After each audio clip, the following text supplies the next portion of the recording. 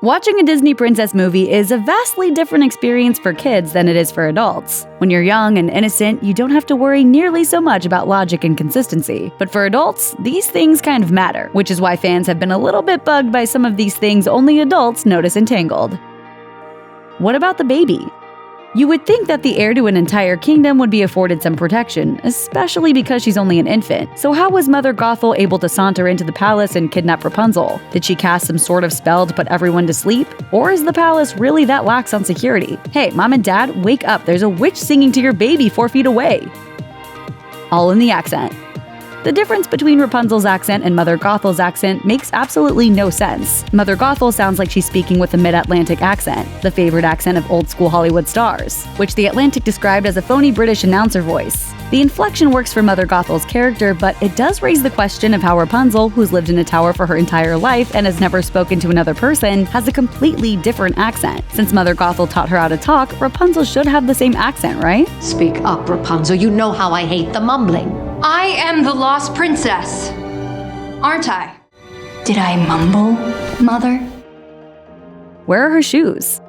One of the most bizarre things about the movie is that Rapunzel doesn't have shoes. It might make sense that she'd be barefoot in her tower, although you'd still think she'd have socks or something to keep her feet warm. But how does she not acquire shoes at any point in the film? Even at the end of the movie, when she meets her parents in the palace, she is shown to be barefoot. Couldn't Flynn, the professional thief, have stolen her a pair? Say all you want about Flynn reforming his ways. His failure to acquire a pair of shoes for the woman he loves proves that chivalry is dead.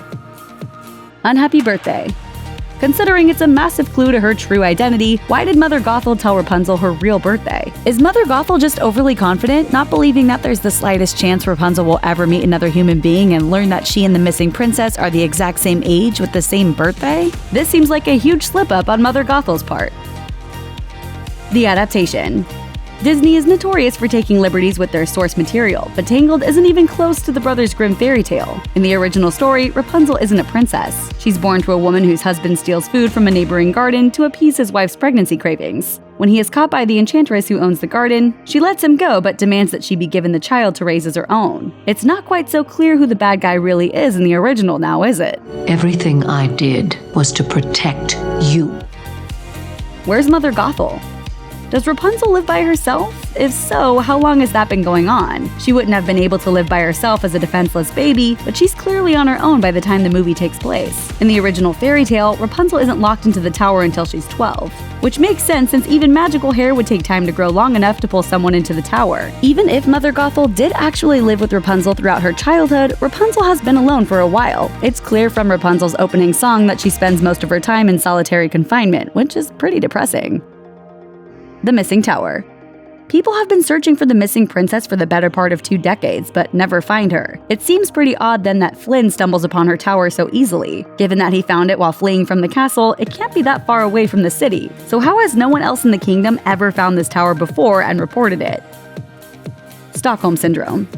It's one thing for Rapunzel to obey Mother Gothel when she thinks the woman is actually her mother, but even after the truth about her history is revealed, she still seems to be under Mother Gothel's spell. This seems to indicate that she's suffering from Stockholm Syndrome, which, according to the dictionary definition, is a psychological response wherein a captive begins to identify closely with his or her captors, as well as with their agenda and demands. In the film, Rapunzel happily reunites with her parents and presumably lives happily ever after, but in real life, Rapunzel's time in captivity would have had long-term psychological effects. Here's hoping Maximus doubles as a great psychiatrist.